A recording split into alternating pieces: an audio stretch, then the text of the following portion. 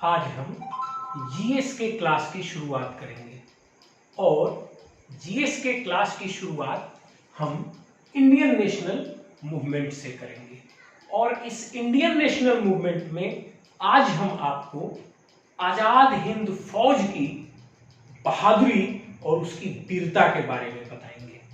आपको भी सुनकर लगेगा हमारी आजादी के लिए हमारे पूर्वजों ने क्या क्या किया है, कितनी यातनाएं सही हैं, कितनी वीरता से उसका सामना किया है। और आपको एक बात और पता चलेगी कि हमारे देश में कैसे कैसे राष्ट्रभक्त और वीर बहादुर जंग लिए, जो इस राष्ट्र की अस्मिता को बचाने के लिए अपने प्राणों की हंसते हंसते आहुति दी। लेकिन इस क्लास को शुरू करने से पहले हम जीएस के बारे में थोड़ा सा आपको इंट्रोडक्शन देना चाहते हैं, ताकि आपको आगे के क्लासेस में आसान हो जाएगा समझने के लिए कि जीएस को हम कैसे कवर करें। आइए पहले जीएस के बारे में हम थोड़ा सा आपको शॉर्ट इंट्रोडक्शन देते हैं। देखिए, जो जीएस का क्लास है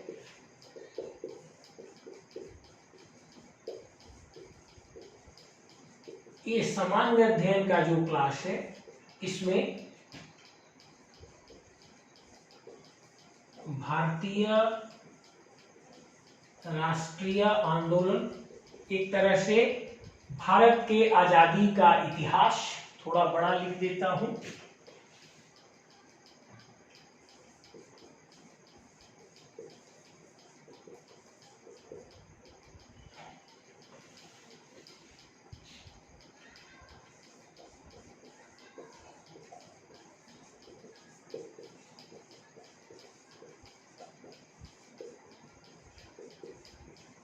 भारतीय राष्ट्रीय आंदोलन। अब इसमें भारत का भूगोल,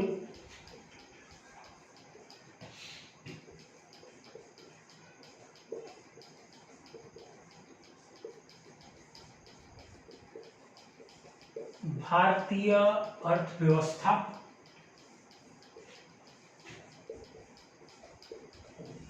भारत का संविधान,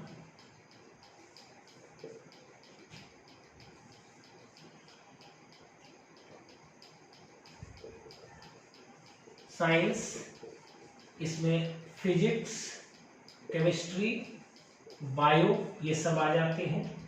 अभी कंप्यूटर साइंस पर भी जोर दिया जाने लगा है और इससे भी प्रश्न पूछे जाने लगे हैं।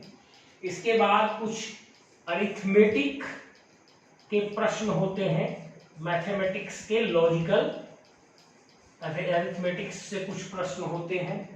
और इसमें एक चीज होता है current affairs, current affairs.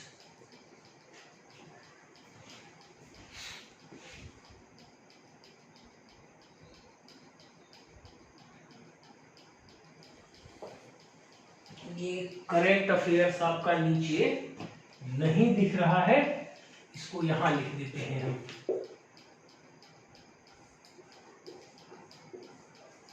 Current affairs ये जो है लगभग इस तरह से ये सभी पोर्शन मिलकर आपके जीएस या सामान्य अध्ययन का विषय वस्तु तैयार करते हैं। भारतीय राष्ट्रीय आंदोलन अर्थात भारत के आजादी का जो इतिहास है, भारत का भूगोल है, भारतीय अर्थव्यवस्था है, भारत का संविधान है, साइंस में फिजिक्स, केमिस्ट्री, बायो ये सब आते हैं। कंप्यूटर साइंस से भी प्रश्न भी ज्यादा पूछे जाने लगे हैं और इसमें कुछ मैथमेटिक्स, लॉजिकल अरिथमेटिक्स के सवाल होते हैं और करंट अफेयर्स का कुछ पोर्शन होता है। ये सभी मिलकर लगभग आपके जनरल स्टडीज बनाते हैं। जनरल स्टडीज तो अपने आप में एक बहुत बड़ा समुद्र है, इसको टॉपिक में एक एक एक टाइट कंपार्टमेंट में बांधना बहुत मुश्किल है, लेकिन इस तरह से आप इन चीजों को देखेंगे तो लगभग ये चीजें मिलकर आपका जीएस के पोर्शन का निर्माण करते हैं। अब जो है हम वापस लौटते हैं अपने इंडियन नेशनल मूवमेंट के टॉपिक पर और हम शुरू करेंगे आज आजाद हिंद फौज।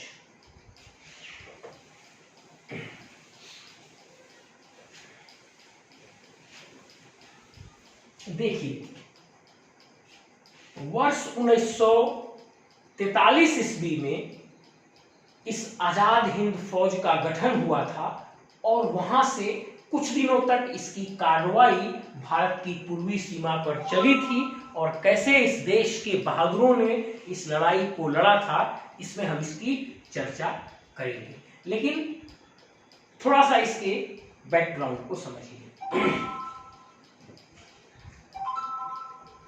सामान्य रूप से 1857 का जो विद्रोह हुआ था, उस 1857 के विद्रोह को भारत की प्रथम आजादी की लड़ाई कहा जाता है और कुछ इतिहासकार इसे सिपाही विद्रोह कहते हैं। यहां से आगे उत्तरोत्तर क्रम में अलग अलग नेतृत्व उभर कर सामने आए और अलग अलग चरण में कई आंदोलन चले, जो अंततः 1947 में आकर हमें आजादी दिलाई। हमारे भारत की जो आजादी का यह इतिहास था, इंडियन नेशनल मूवमेंट का जो यह इतिहास था, इसके अंतिम चरण की यह घटना है। सुभाष चंद्र बोस और महात्मा गांधी ये दोनों लोग कांग्रेस के ही लीडर थे और आप ये जानते हैं कि प्रत्येक वर्ष कांग्रेस के जो अपने मेंबर्स होते थे उनके बीच एक वोटिंग की जाती थी और कांग्रेस के अध्यक्ष का चयन किया जाता था और उस अध्यक्ष के निर्णय के अनुसार अगले साल पूरे देश का आंदोलन चलता था। अब महात्मा गांधी और सुभाष चंद्र बोस ये दोनों कांग्रेस के लीडर थे और दोनों अपने आप में आदमकद थे, विशालकाय थे। दोनों की बहुत बड़ी पैठ थी उस समय जनता में और दोनों नेशनल हीरो थे। हाँ, एक अंतर था। महात्मा गांधी पूर्ण रूप से अहिंसावादी थे और उसी प्रकार के हथियारों का प्रयोग वे अपने आजादी की लड़ाई में करना चाहते थे। और सुभाष चंद्र बोस थोड़े गर्म प्रवृत्ति के थे, लेकिन धीरे धीरे इनकी पैठ कांग्रेस में भी और भारत के जनमानस पर भी बढ़ने लगी थी। जब आप देखिएगा 1920 से 1930 के बीच में, जब चंद्रशेखर आजाद, उससे पहले राम प्रसाद बिस्मिल, उसके बाद चंद्रशेखर आजाद, फिर भगत सिंह आते हैं, फिर उसके बाद भगत सिंह, राजगुरु और सुखदेव को फांसी दी जाती है। ये जो घटना है, इसी काल में 1925 ईस्वी में काकोरी में चंद्रशेखर आजाद, राम प्रसाद बिस्मिल, ये सभी लोग मिलकर ट्रेन लूट लेते हैं, अंग्रेजों का खजाना लूट लेते हैं। तो धीरे धीरे, हालांकि इस काल के राष्ट्रीय आंदोलन में गांधी जी का नेतृत्व या गांधी जी का वर्चस्व रहा था, लेकिन धीरे धीरे गरम दल भी एक तरह से पनप रहा था और सुभाष चंद्र बोस भी इसी विंग से माने जाते हैं, इसी गरम दल के प्रणेता में से एक माने जाते हैं। अब इनका भी वर्चस्व 1930 के दशक में कांग्रेस और भारतीय जनमानस पर बढ़ने लगा था। 1939 ईस्वी में मध्य प्रदेश के त्रिपुरी नामक जगह पर कांग्रेस का अधिवेशन हुआ और वहां पर गांधी जी की ओर से पट्टाभी सीतारमैया कांग्रेस अध्यक्ष के लिए चुनाव में उतरे और इधर से सुभाष चंद्र बोस चुनाव में उतरे। कांग्रेस अध्यक्ष का चुनाव होना था। अब देखिए, ये सबको पता था कि पट्टाभी सीतारमैया महात्मा गांधी की ओर से प्रोजेक्टेड मेंबर थे और सुभाष चंद्र बोस अपनी ओर से स्वतंत्र खड़े मेंबर थे। इस चुनाव में पट्टाभी सीतारमैया को एक कंसीडरेबल मार्जिन से 1200 समथिंग वोटों से इन्होंने हराया और सुभाष चंद्र बोस कांग्रेस के अध्यक्ष चुने गए। इसके बाद महात्मा गांधी ने एक टिप्पणी किया। उन्होंने कहा, it is the lesser defeat of Pattabhi Sitaramayya and more defeat of mine. मतलब यह पट्टाभी सीतारमैया की छोटी सी हार है और मेरी यह बड़ी हार है। और इस प्रकार से कांग्रेस के भीतर कुछ ऐसी राजनीतिक समीकरण हुई कि अंततः सुभाष चंद्र बोस को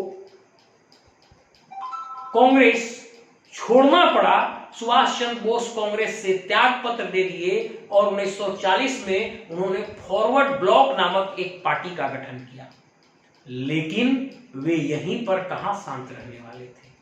वे राष्ट्र के लिए अपने आप को कुर्बान कर चुके थे और उन्हें जहां जो चीज दिखाई दे रहा था हमारे राष्ट्रवादियों को, वे अपने अपने तरह से कर रहे थे। अब देखिए, जिस घटना की मैं बात कर रहा हूं आजाद हिंद फौज की, यह 1943 की घटना है और एक एक करके मैं इसे बोर्ड पर लिखते जाऊंगा, एक्सप्लेन करते जाऊंगा। आप देखिए ध्यान से। वर्ष 1943 में दक्षिण पूर्वी एशिया के एक टापूनुमा देश सिंगापुर में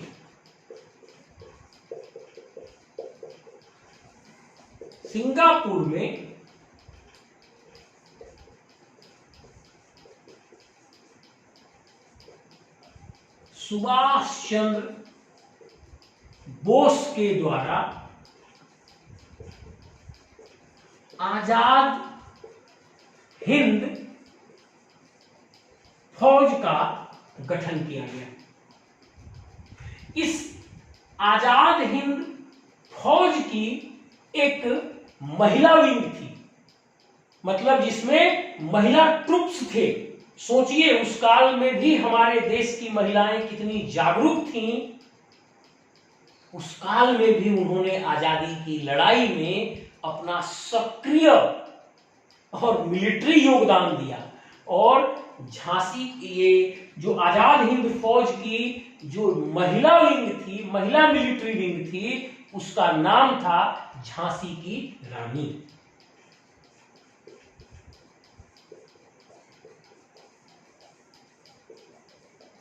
झांसी की रानी। अब सुभाष चंद्र बोस को इस कार्य में सहयोग देने के लिए रास बिहारी बोस नामक एक और हीरो वहां आ पहुंचे थे। रास बिहारी बोस के बारे में बस आप इतना समझ लीजिए कि 1915 ईस्वी से ही अंग्रेजों ने उन्हें देश निकाला दे दिया था और वे तब से जापान में एक एग्जाइल की स्थिति में जी रहे थे। सोचिए 1915 से लेकर और 1940 तक 25 साल और 3 इधर और 28 साल तक वे देश से बाहर रह गए थे। कितनी बड़ी बड़ी कुर्बानियां लोगों ने दी हैं, इसको देखिए। तो इनकी मदद के लिए रास बिहारी बोस यहां आ पहुंचे।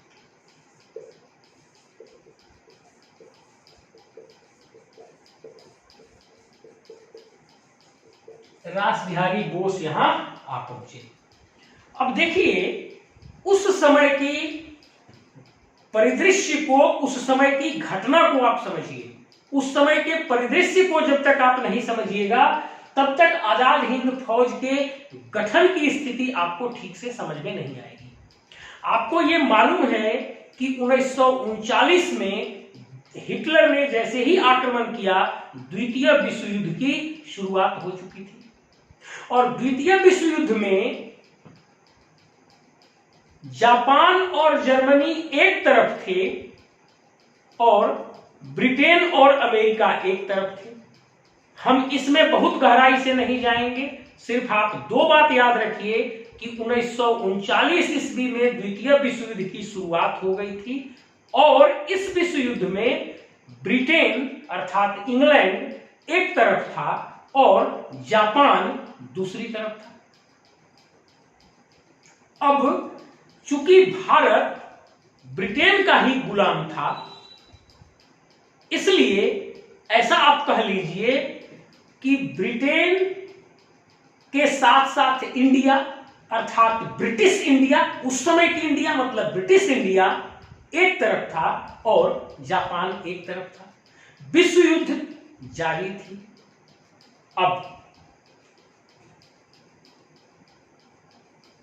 भारत की ओर से जो आर्मी लड़ रही थी, उस आर्मी का नाम था ब्रिटिश इंडियन आर्मी, क्योंकि उस समय हम ब्रिटिशर्स के गुलाम थे और ब्रिटिशर्स की गुलामी में इंडिया थी और जो वो आर्मी थी वो वास्तव में मतलब इंडियन होते हुए भी वो ब्रिटिश की आर्मी थी।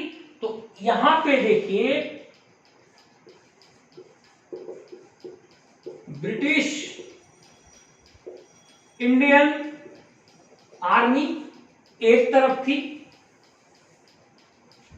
और दूसरी तरफ जापान था। एक तरफ ब्रिटिश सेना मतलब ब्रिटिश इंडियन आर्मी एक तरफ और दूसरी तरफ जापान। अब इस युद्ध में 1943 ईस्वी में ये जो ब्रिटिश इंडियन आर्मी थी ये पराजित हो रही थी और जापान जीत रहा था। अब ब्रिटिश इंडियन आर्मी के जो 20,000 सिपाही थे, ये सब के सब जापान के युद्ध बंदी बन गए। ये सभी 20,000 सिपाही। इस पोर्शन को फिर से सुनिए। वर्ष 1939 से द्वितीय विश्व युद्ध जारी थी। एक तरफ ब्रिटेन अर्थात इंग्लैंड और दूसरी तरफ जापान था। ब्रिटेन की ओर से ब्रिटिश इंडियन आर्मी लड़ रही थी और दूसरी तरफ से जापान की आर्मी लड़ रही थी। 1943 ईस्वी में ब्रिटिश इंडियन आर्मी जापान के हाथों पराजित होती है और इसके 20,000 सिपाही जो कि मूलतः भारतीय थे,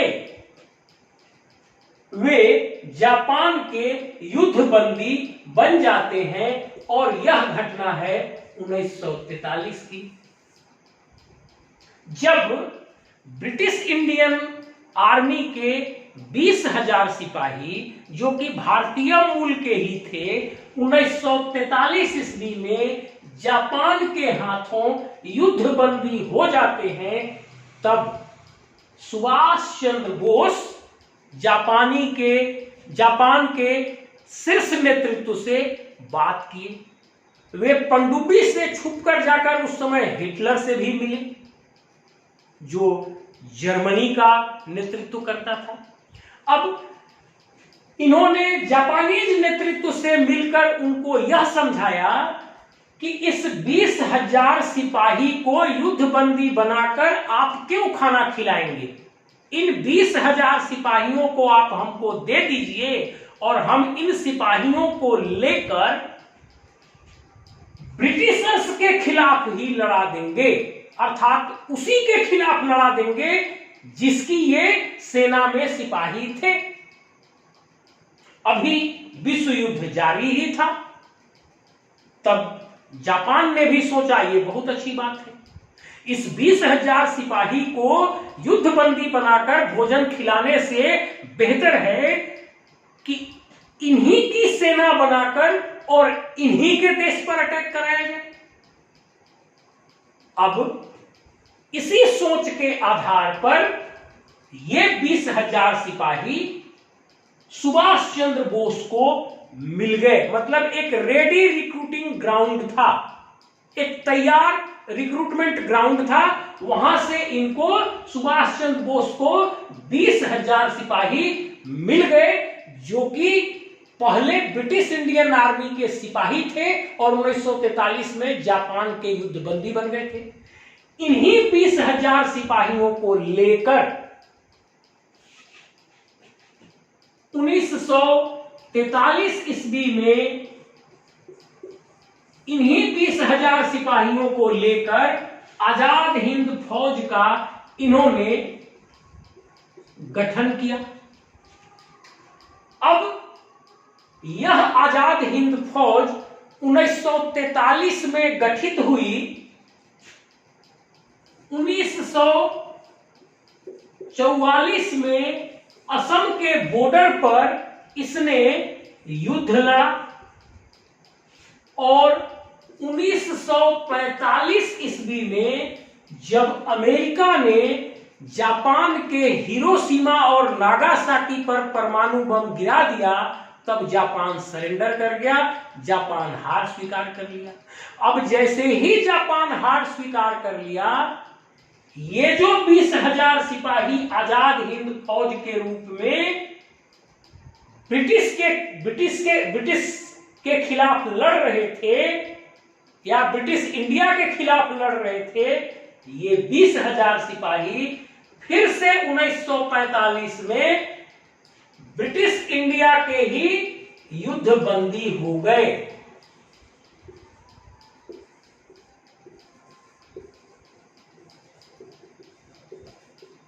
ब्रिटिश इंडिया के ही ये पुनः से युद्धबंदी हो गए।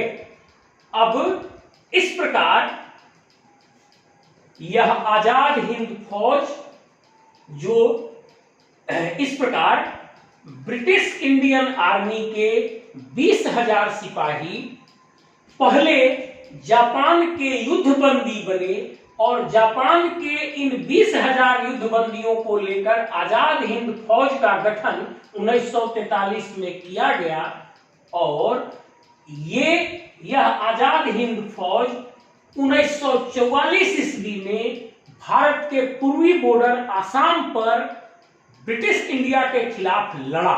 मतलब जिसका ये सिपाही था उसी के खिलाफ लड़ा और 1945 ईस्वी में जब जापान हार गया, तब फिर से ये 20,000 सिपाही उसी ब्रिटिश इंडियन आर्मी के युद्धबंदी हो गए, जिस ब्रिटिश इंडियन आर्मी के ये ओरिजिनली सिपाही थे। मतलब ये 3 जगहों पे गए, पहले ब्रिटिश इंडियन आर्मी के सिपाही, फिर ये जापान के युद्धबंदी या कैदी बने और वहीं से आजाद हिंद फौज के रूप में जन्मे और फिर से ये ब्रिटिश इंडियन आर्मी के फिर से ये कैदी बन गए। जहां के ये सिपाही थे, ये 3 जगहों पे पहुंचते हैं।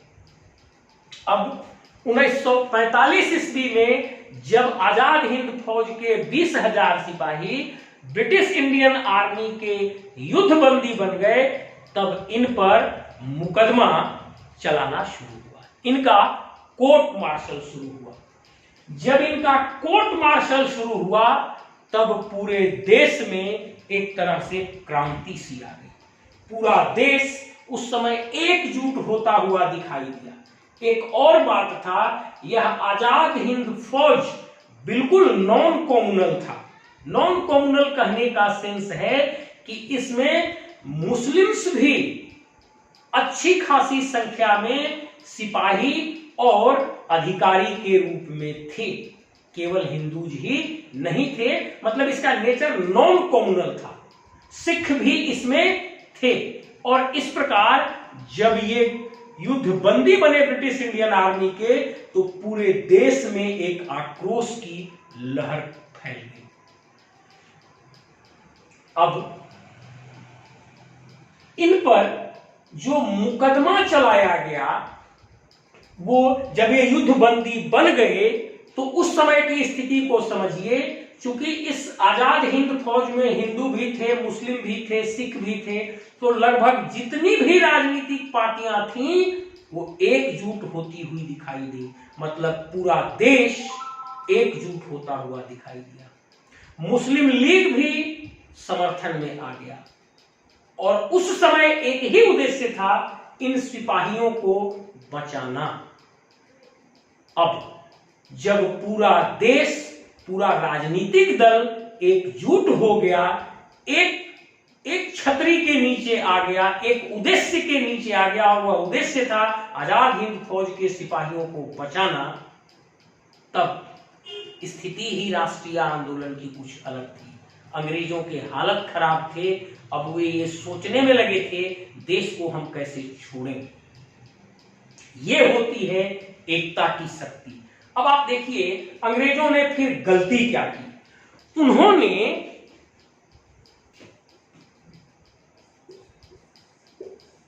दिल्ली लाल किला में कोर्ट मार्शल की शुरुआत की।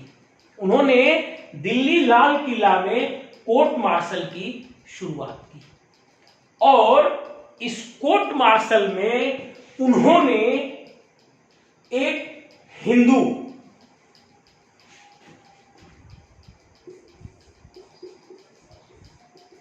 कैप्टन सहगल, कर्नल शाहनवाज और कैप्टन ढिल्लों को एक साथ कटघरे में खड़ा किया। जैसे ही कोर्ट मार्शल के दौरान अंग्रेजों ने दिल्ली के लाल किला में एक साथ एक हिंदू कैप्टन सहगल, एक मुस्लिम कर्नल शाहनवाज और एक सिख कैप्टन ढिल्लों को एक साथ कटघरे में खड़ा किया, उस समय देश की स्थिति ही कुछ देखने लायक थी। उस समय देश के लोगों का आक्रोश ही कुछ देखने लायक था। जब हिंदू, मुस्लिम और सिख तीनों एक साथ डॉक में खड़ा हुए तो लगभग पूरे देश की आबादी अपने आप को उस डॉक में खड़ा हुआ महसूस करने लगी। अब वे उस समय आपस में विभाजन को भूल गए। उन्हें बस एक चीज समझ में आया कि पूरा भारत एक कटघरे में खड़ा है और इसका असर ऐसा हुआ कि पूरा देश आंदोलनरत हो गया। जगह जगह पर आंदोलन होने लगे, सभी राजनीतिक पार्टियां एकजुट होने लगी। एक ही मूवमेंट उस समय था, इन आजाद हिंद फौज के सिपाहियों को बचाना। और ब्रिटिश गवर्नमेंट चाह रही थी कि इनको कोर्ट मार्शल चलाकर क्रूर से क्रूर सजा दी जाए और भारतीय इनके लिए न्यौछावर हो रहे थे। अब देखिए जब इन तीन लोगों पर मुकदमा शुरू हुआ तब इनको बचाने के लिए उस समय के देश के तीन शीर्ष चोटी के वकील वहां पर पहुंचे। पहला वकील थे भूला भाई देसाई, दूसरा तेज बहादुर सप्रू और तीसरा मोतीलाल नेहरू। और ये तीनों लोग इनकी वकालत के लिए वहां कोर्ट में उपस्थित थे। मतलब एक तरह से पूरा देश इनके पीछे खड़ा था। यहां तक कि आर्मी और नेवी तक में विद्रोह होना शुरू हो गया। 1946 के फरवरी में बंबई में नेवी के सिपाहियों ने विद्रोह कर दिया। इसका असर इतना हुआ क्योंकि ये आर्मी के सदस्य थे और इन पर इस तरह मुकदमा चलाया जाने लगा, तो पूरी ब्रिटिश इंडियन आर्मी ने भी, जो भी उस समय मिलिट्री में थे, सभी लोग उद्वेलित हो गए, पूरा देश उद्वेलित हो गया। और जब पूरा देश उद्वेलित होता है तब क्या होता है, नमूना आपको मालूम है। उसके बाद जब नेवी के सिपाहियों ने विद्रोह कर दिया, तब लगभग अंग्रेजों ने, एक बहुत बड़ा फैक्टर था अंग्रेजों के लिए, जब उन्होंने तय किया कि हमको वाइंड अप करना चाहिए इंडिया से और उन्हें इंडिया को क्विट करना चाहिए, इंडिया को छोड़ना चाहिए। ध्यान से समझिएगा, उनकी सत्ता स्वीकृति के सिद्धांत पर आधारित नहीं थी, बल प्रयोग पर आधारित थी।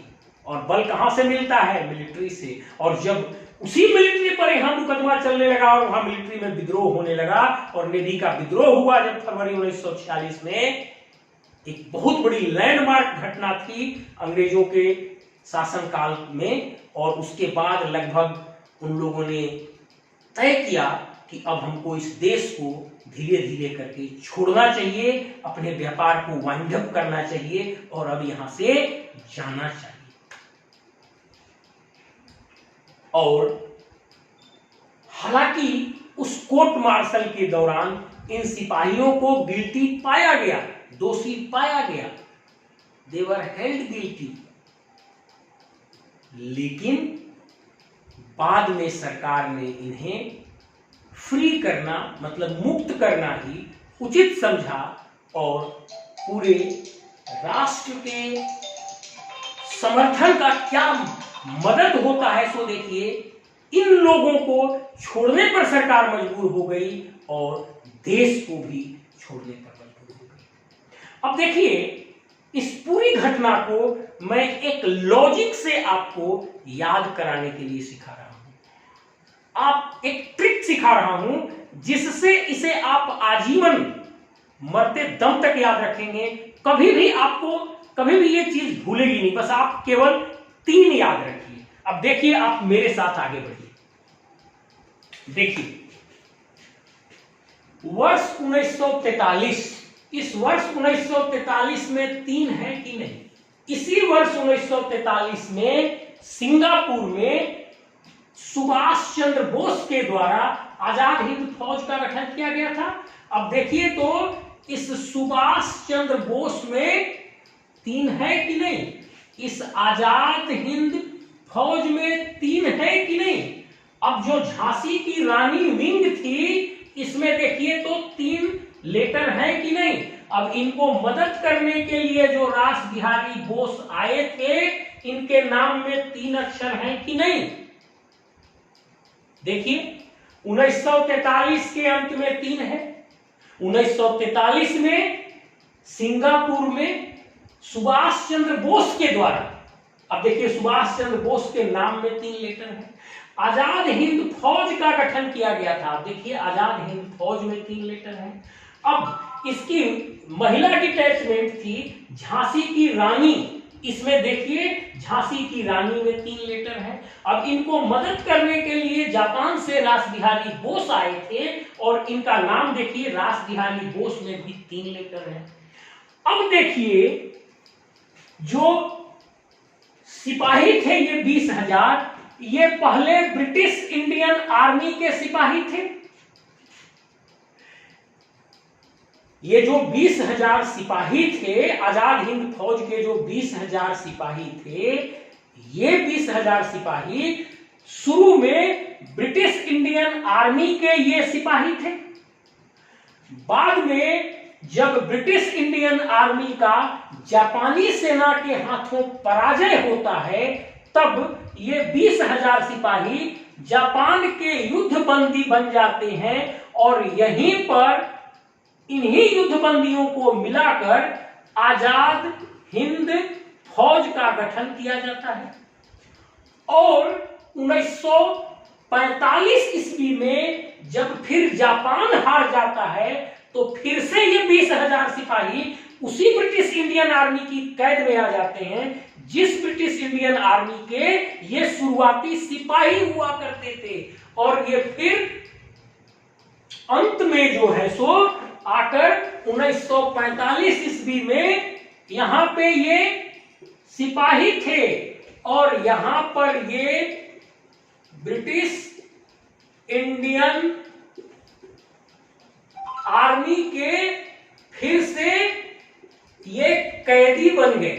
अब देखिए इनकी जर्नी की शुरुआत हुई ब्रिटिश इंडियन आर्मी में सिपाही के रूप में, उसके बाद ये जापान के कैद में गए और वहां से आजाद हिंद फौज बना और फिर ये 1945 में ब्रिटिश इंडियन आर्मी के ही युद्धबंदी या गुलाम हो गए। इस तरह ये 3 जगहों पर रहे, ब्रिटिश इंडियन आर्मी में सिपाही के रूप में, फिर जापान के युद्धबंदी होते हुए आजाद हिंद फौज बना और फिर ये ब्रिटिश इंडियन आर्मी के गुलाम हो गए। और यहां पर भी आप देखिए 3 पड़ाव इनका है कि नहीं, इन सिपाहियों का 3 पड़ाव है कि नहीं, देख लीजिए। अब आप देखिए 1943 ईस्वी में इनका गठन हुआ था। 1944 ईस्वी में भारत की पूर्वी सीमा पर आसाम के बॉर्डर पर इस आजाद हिंद फौज ने ब्रिटिश इंडियन आर्मी के खिलाफ युद्ध लड़ा था और 1945 में ये फिर से हार कर ब्रिटिश इंडियन आर्मी की कैद में आ गए। मतलब इनका जीवन 3 ही साल रहा कि नहीं रहा। आप देखिए 43 में जन्मे, 44 में लड़े और 45 में फिर ये ब्रिटिश इंडियन आर्मी की कैद में आ गए। तो यहां पर आपको ये 3 साल इनका जीवन दिखाई देता है। अब आप आगे बढ़िए। इन पर जो मुकदमा चलाया गया वो मुकदमा चलाया गया दिल्ली लाल किला में। अब देखिए तो दिल्ली लाल किला जिस जगह पर इन पर मुकदमा चलाया गया इसमें 3 लेटर है। दिल्ली लाल किला 3 लेटर है जहां मुकदमा चला। अब देखिए इस मुकदमा में मुख्य रूप से 3 कम्युनिटी के लोगों को खड़ा किया गया, हिंदू, मुस्लिम और सिख। इस मुकदमा में 3 कम्युनिटी, 3 संप्रदाय, 3 धर्म के लोगों को खड़ा किया गया, हिंदू, मुस्लिम और सिख। तो ये 3 धर्म के लोग इसमें शामिल हुए। यहां पर आप 3 है, यहां पर 3 है। अब देखिए इन तीनों धर्मों के सिंबल के रूप में लाल किला में 3 लोगों को खड़ा किया गया। इस तीनों धर्मों के सिंबल के रूप में लाल किला में 3 लोगों को खड़ा किया गया, हिंदू कैप्टन सहगल, मुस्लिम कर्नल शाहनवाज और सिख कैप्टन ढिल्लों। नाम देखिए किन 3 लोगों को खड़ा किया गया, कैप्टन सहगल को जो हिंदू थे, कर्नल शाहनवाज को जो मुस्लिम थे और कैप्टन ढिल्लों जो हिंदू थे, जो सिख थे। और इस प्रकार 3 लोगों को फिर से सुन लीजिए, कैप्टन सहगल जो हिंदू थे, कर्नल शाहनवाज जो मुस्लिम थे और कैप्टन ढिल्लों जो सिख थे। इन 3 लोगों को कटघरे में खड़ा किया गया। ये 3 लोग 3 धर्मों को रिप्रेजेंट करते थे और यहाँ पे 3 धर्म के लोग हैं और ये 3 लोग हैं। अब इनको बचाने के लिए, यहां पर जगह नहीं है, नीचे दिखेगा नहीं, हम ऐसे ही बोलते हैं, इनको बचाने के लिए उस समय के देश के 3 शीर्ष वकील खड़े हुए। पहला नाम है भूला भाई देसाई, दूसरा नाम है तेज बहादुर सप्रू और तीसरा नाम है मोतीलाल नेहरू। ये सभी लोग कांग्रेस के शीर्ष लीडर थे।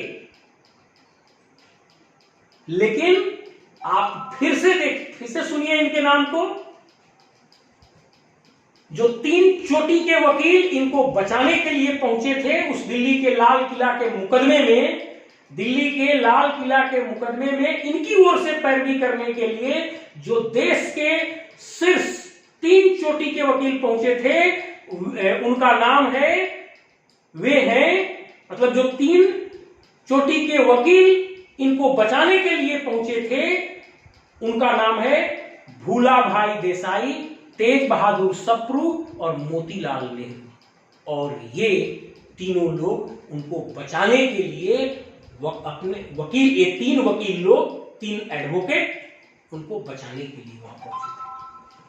अब यहां भी देखिए 3 है, इस प्रकार यदि आप 3 याद रखिएगा तो यह पूरी आजाद हिंद फौज की कहानी आपको टिप्स में याद रहेगी, टिप्स में याद रहेगी। अब यहां एक बात हम और आपको समझाना चाहते हैं, जितनी बातें हमने बताई यहां पर, जितना फैक्ट मैंने आपको यहां पर बताया, इसमें सैकड़ों ऑब्जेक्टिव क्वेश्चन बनते हैं और जो सिविल सेवा में पूछे जाते हैं। लेकिन जिस तरीके से हमने एक प्रवाह में आपको बताया, यदि आप इस प्रवाह में इस चीज को प्रस्तुत करें, अर्थात आप एक सिनोप्सिस इसी तरह से बना लीजिए, थोड़ा सा आप इसका स्क्रीनशॉट ले लें, वीडियो को रोककर स्क्रीनशॉट ले लीजिए।